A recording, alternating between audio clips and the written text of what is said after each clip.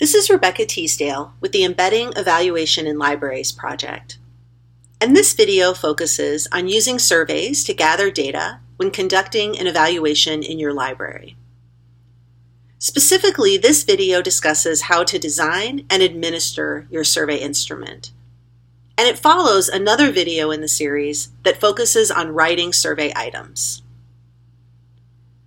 Once you have written all of your survey questions and other items that you're going to include in your survey, you'll organize the items into a survey instrument. The instrument should begin with an introduction in which you explain who is conducting the survey and why, describe how long the survey is likely to take, explain what incentive is being offered, if any, and provide any other information required to obtain informed consent. For more information about obtaining informed consent, you can view the video in this series on informed consent.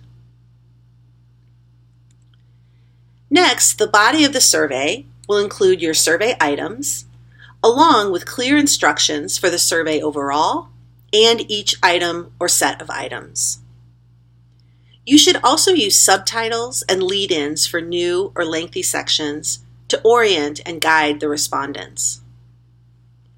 In addition, items should be arranged in a logical order, which likely means that they'll be grouped by theme or topic. When possible, it's good to begin with the item that will be most interesting to respondents so that the survey captures their attention and piques their interest in responding. It's important to note, however, that early items can influence responses to later items. Randomizing is not recommended as a solution because it can result in a jumble of topics that can be confusing to respondents. Demographic items should follow the body of the survey. These are placed near the end of the instrument because they're typically the most sensitive information that's requested. And you should take care to only ask for demographic information that you need and will use. Then, finally, in the closing section, you should thank respondents for their time and responses and provide contact information in case respondents have any questions about the survey. If you're providing an incentive, you'll also need to collect respondents' names and contact information. To protect patron privacy, you'll need to separate this information from the rest of the survey responses. And you can do this by including a link at the end of an online survey that will take respondents to a separate web page where they can enter their name and contact information. Or for a paper survey, you can gather respondents' names and contact information on a separate page of the survey that they will tear off and submit separately. For more information about protecting patron privacy, you can view the patron privacy video in this series.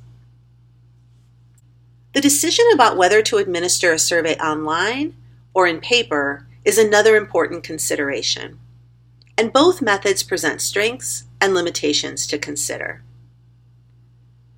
Online surveys can be very convenient for respondents because they can be taken at any time and from nearly any device. They also offer a great deal of flexibility in design, including the ability to implement skip logic, which allows questions to be limited to certain respondents based on their answers to previous questions. They also offer the option to randomize the order of response choices. And you can specify the format of open-ended responses, for example, only permitting whole numbers.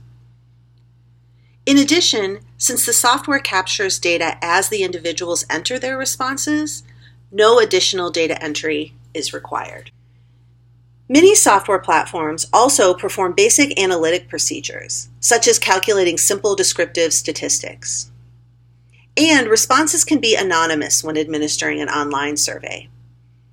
Plus, the impersonal nature lowers the risk that respondents will provide answers that they think will please the researchers, rather than providing their true opinions. This phenomenon is called social desirability bias and can cause survey findings to be less trustworthy. The utility of online surveys, however, is limited to those audiences that have internet access, are comfortable responding to a survey online, and can be reached electronically. Paper surveys that are administered in person at the library or during a library program or event tend to have a higher response rate than online surveys. And in addition, respondents can ask for clarification if they don't understand an item on the survey. However, paper surveys also have limitations. You can only administer them to the people who are physically in attendance. You're not able to take advantage of options such as skip logic and randomization. And library staff will need to manually enter the data that are obtained. To minimize social desirability bias and maximize patron privacy, you'll need to provide a box for completed surveys so that respondents can place their survey in the box rather than handing it directly to a staff member. When preparing paper surveys, you can enhance readability by using plenty of white space and an easy-to-read font size and type. In addition, it's important not to break items or carry them from one page to another. Once your survey instrument is prepared, your final check before you launch your survey is to conduct thorough testing. First, you should have colleagues proofread the instrument for clarity and to identify any errors. For online surveys, you'll also need to test all of the features, such as the skip logic and links, to make sure they're working properly. Then you'll need to test your survey with your target audience. After making any necessary corrections, you'll be ready to launch the survey and begin collecting data. It's important for libraries to maximize the survey response rate in order to obtain the most meaningful data possible. That's because in any survey, it's expected that there will be differences between individuals who choose to respond to a survey and those who don't. These unknown differences can lead to non-response error in survey findings. To avoid this, we want to maximize the survey response rate. And the most important factors for a high response rate are that the survey be short, relevant, and of interest to the target audience.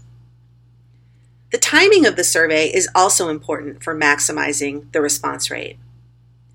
October, February, and April are popular months for data collection because there are no holidays or school vacations, both of which can reduce response rate.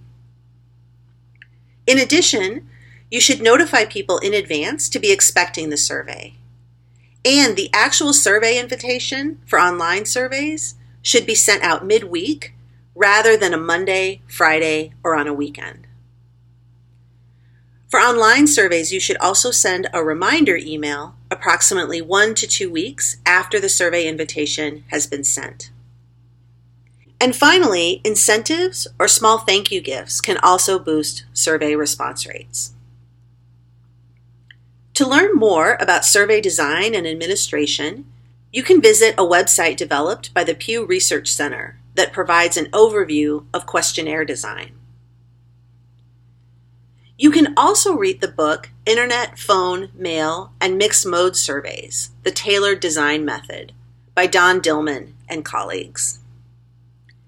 And for more information about embedding evaluation in your library, visit our website at libraryeval.org.